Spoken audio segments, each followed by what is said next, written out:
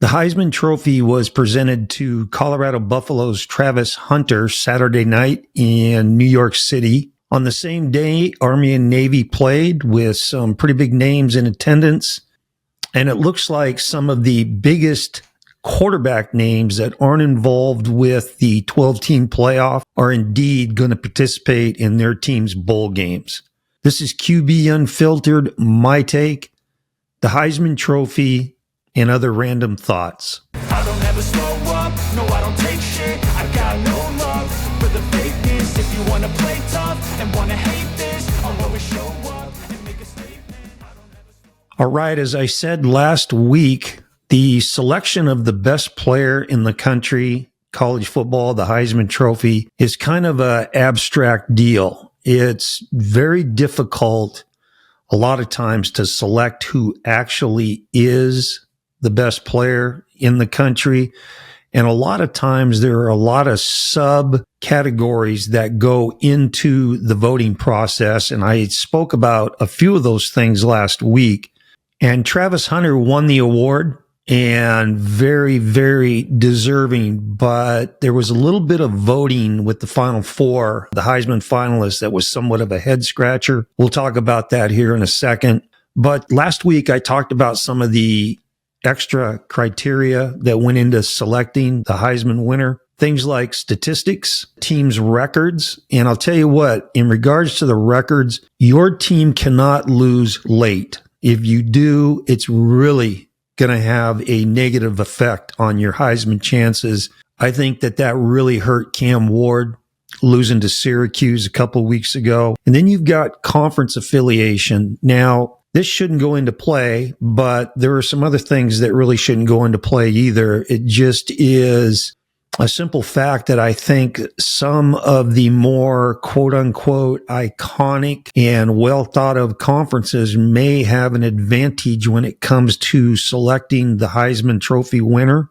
I also think that if you're chasing an all-time record, and that's why I put Ashton Jeanty up there as my winner last week. I thought the fact that he was chasing a record that nobody thought would be touched, and that's Barry Sanders' all-time single-season rushing record. That fact alone, I thought, was going to catapult him to the top of the Heisman voting. And then you've got unique factor. And of course, Travis Hunter falls into that category. Anytime that you're a two-way player, that greatly sways Heisman voters. And if you're a great player who's a two-way player like Travis Hunter, then, you're in pretty good position there. So the last two-way player to win the Heisman, of course, was Charles Woodson in 1997.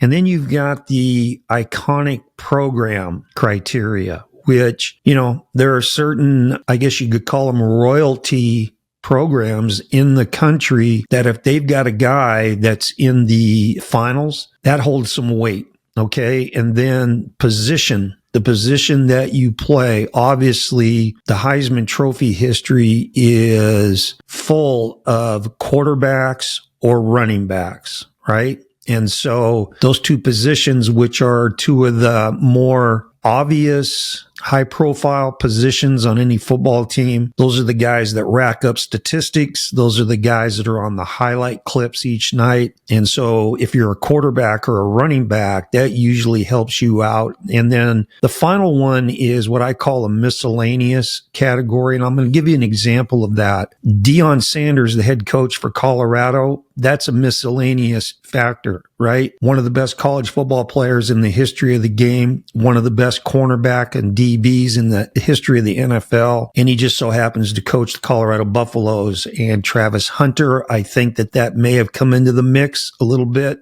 I don't know. So last week I gave what I thought was going to go down, and I thought it was going to be Ashton Jeanty would walk away with the Heisman just because of his statistics. I mean, what he did this year for Boise, and he's still in the process of doing, is really quite remarkable. He has accumulated almost 50% of their total team offensive yards this year, almost 50% by him. And he scored almost 50% of Boise State's total touchdowns this year. That's pretty amazing. And then you've got the team record. So I talked about that earlier. Boise's sitting at 12-1. You know, they got a bye. They were one of the 4 teams to get a bye into the first round of the playoffs.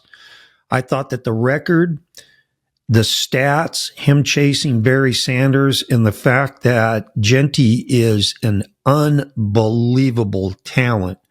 And when you put on highlight clips of his games, it's like, wow, really, really impressive. Then I thought it would be Cam Ward. You know, I thought that there were 2 things that were really going to push him up to the number 2 vote getter. The first of which is statistically, you know, he was one of the top 2 quarterbacks in the nation the entire year. He broke just about every Miami Hurricane passing record, total offense record.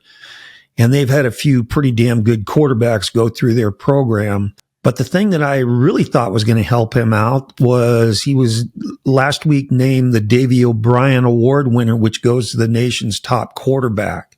So I thought that stats and the Davey O'Brien was going to push him up near the top of the voting, but I was wrong.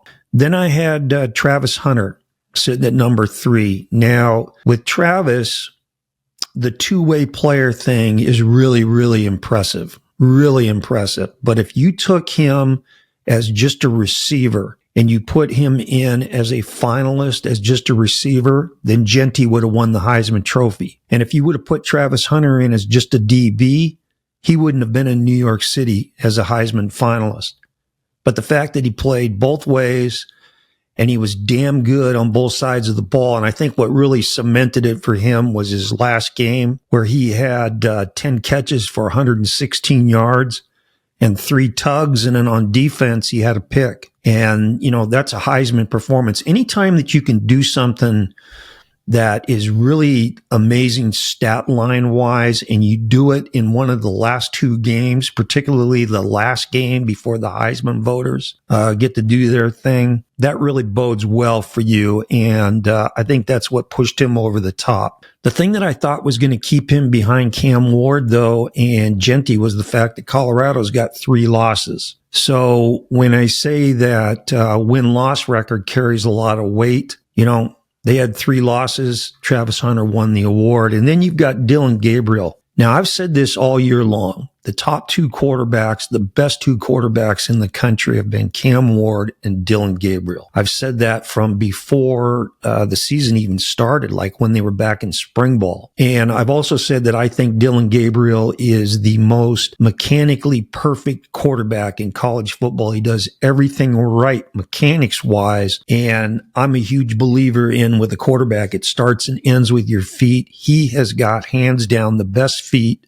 of any quarterback in college football. But they didn't really turn him loose this year. And for as good as Oregon's offense is, and as wide open as it is, and as fun as it is to watch, they never put the ball in his hands and let him throw it, 45 to 48 times a game. So he could never match Cam Ward's stats. Right. And I thought that that was going to definitely keep him at the number 4 spot in the final voting. And then we get to the record thing again. And, on one hand, you can say Colorado's 3 losses, but on the other hand, you're looking at Oregon and Dillon Gabriel, and the Ducks are undefeated and number 1 in the country. But in the final voting, and this is where it was a little bit of a head scratcher for me, of course, Travis Hunter won. Genty came in second. But Dillon Gabriel came in third and had significantly more votes than Cam Ward and significantly more first place votes than Cam Ward. So I think in that situation there, you can throw the Davey O'Brien Award out the window. You can throw the stats out the window. And in Dillon Gabriel's case, his team record and Oregon's team record held a ton of weight. Bottom line is, any one of those 4 guys was deserving. Congratulations to Travis Hunter. I thought he did a really nice job with his speech. All four of those guys, represented their universities in an extremely positive manner. They carried themselves well, and that was really, really fun to see. I'd also like to say, in a little side note, it was really nice to see the old ball coach, Steve Spurrier, there in attendance. He's one of my all-time favorite coaches, and it was really cool to see him there. Okay, Saturday was also the 125th playing of the Army-Navy game. The game was played at Northwest Stadium in Maryland. It's where the Washington Commanders play. And Navy won 31-13, beating Army. Army was ranked 22nd in the country. They came in with just one loss. It was the midshipmen's defense that really throttled Army's run game. And they picked off 3 balls. Army doesn't throw the ball a whole hell of a lot, but when they did throw it Saturday, Navy picked off 3 of those. But it was Navy's quarterback, Blake Horvath, that stole the show for the midshipmen. He threw for 107 yards and 2 touchdown passes, but he really beat Army with his legs. He ran for 204 yards. And what really makes his performance that much more amazing was he sat out their last game with a pretty bad shoulder injury,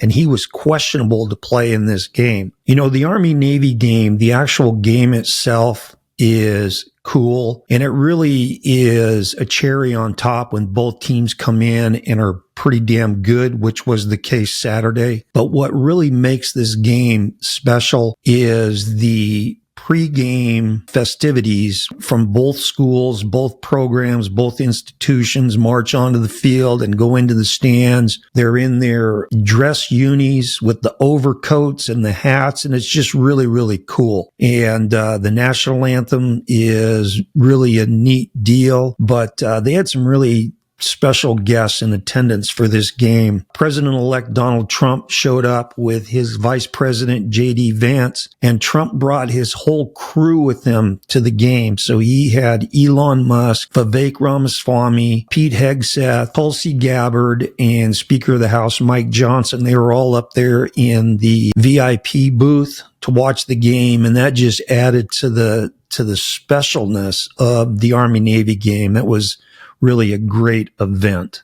And finally, last season, there were double-digit Division I quarterbacks that opted out of bowl games for various reasons. The one quarterback that did play last year, and I think that this speaks volumes to what he's all about, was Oregon's Bo Nix. And Nix and the Ducks, who were playing in what most of these guys that sat out and opted out, they were playing in a meaningless bowl game, meaning it had no effect on the national championship picture. All right. And a lot of these guys chose to sit out or opt out of a meaningless bowl game, but Nix played. And I'm going to paraphrase him here, but he said something to the effect when a reporter asked him why he was playing. He said, "Hey man, it's another chance to play one more game with my guys."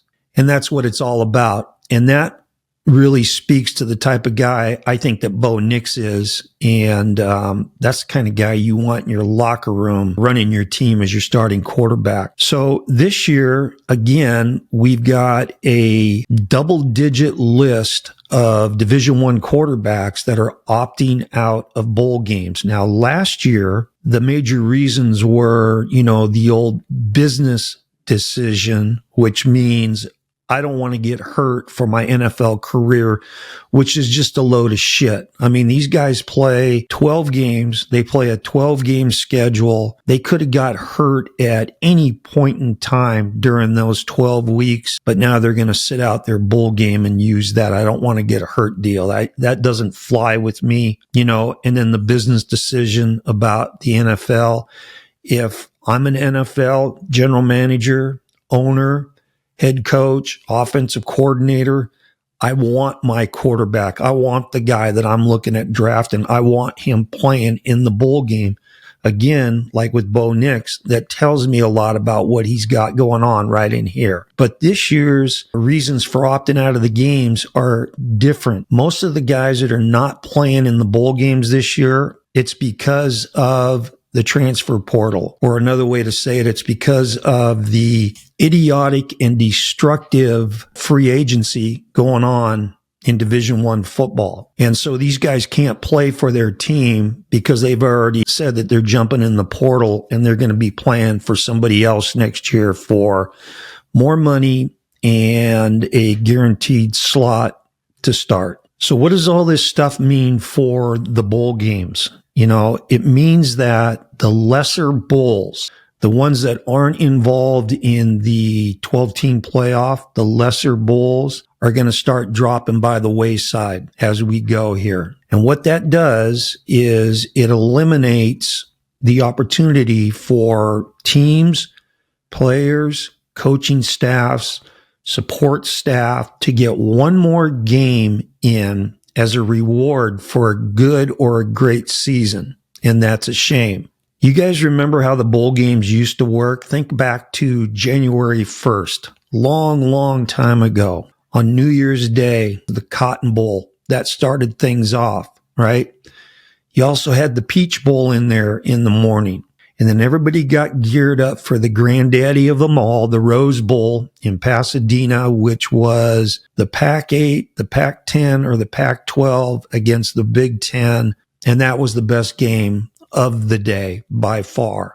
And then you slid into the afternoon and evening hours where you had to choose between the Fiesta Bowl, the Sugar Bowl, and the Orange Bowl. Those had teams, conferences tied in. They had great rivalries. Much like today, there were national championships tied into one of those bowls. But you knew every January 1st that when you got up in the morning, whether you were hungover or not, that you were going to watch those games in that order, starting with the Cotton Bowl and finishing up with probably the Orange Bowl, right? Late at night. And man, I miss that. So all of those bowl games now are tied into the 12-team playoff. And how many of the lesser bowl sponsors, the bowls, how many of those teams are going to keep spending money on teams that show up to play without their best players? Okay? Because when you show up to play in a bowl game and you don't have, say, your starting quarterback, your starting running back, whatever, your best players, that hurts the fan base. That hurts the ticket prices for the games. That hurts the viewers, the ratings, watching it at home on TV or their laptop, streaming it, whatever. It just hurts. And so if you stop having the fan base travel to these lesser known games to follow their teams, that also hurts the businesses in the cities that are putting these bowl games on. So I just don't see those guys lasting much longer doing this, knowing that you're going to run into possibly a situation that happened this year, just recently, with Army and Marshall, where Marshall had to pull out of the game because they didn't have enough dudes on their roster to compete. Why? Because their head coach left to take another job and they had almost 30 guys jump in the portal and transfer. So when these lesser known bowls start to go by the wayside, what are we going to be left with? Well, I think we're going to be left with one of two scenarios. Either it's going to be what the NCAA wants right now, which is the NFL playoffs, right? Or they're going to adapt the college basketball format to the 64 plus team tournament. And the reason why they're going to do that is money. So we'll see what happens with that. This is the year where they're going to have all of the lesser known bowls plus the bowl games involved in the 12-team playoff. I think starting next year, we're going to start seeing some of those bowls disappear. So enjoy it this year and enjoy the fact that you've got four of the best quarterbacks in the country that are going to play for their teams this year. And I'm talking about Cam Ward, Shedeur Sanders, Jalen Milroe, and Jackson Dart. So I tip my hat to those four guys. And as Cam Ward said, it was basically what Bo Nix said last year when Cam Ward was asked why he was doing this, because Cam's going to be one of the first 5 picks in the draft this spring. When he was asked why he was going to play in the Pop-Tart Bowl, he said, it's just one more chance to win another game for the University of Miami football program. And again, that speaks volumes to what Cam Ward's got inside and his competitiveness. And, he's pretty grateful to the University of Miami for what they have provided him this year. And this is just a thank you back to them and a payback back to the program and the university. So well done. And well done to those three other guys that are going to play.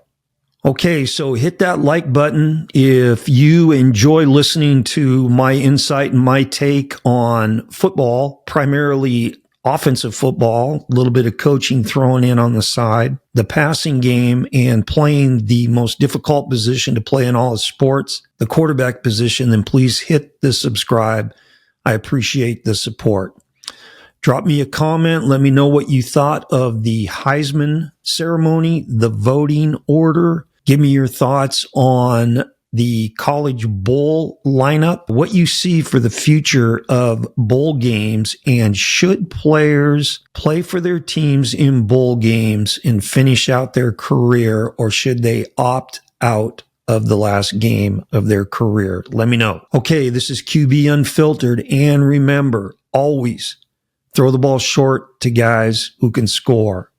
See ya. I don't ever slow up, no I don't take shit. I got no love for the fakeness. If you wanna play tough and wanna hate this, I'll always show up.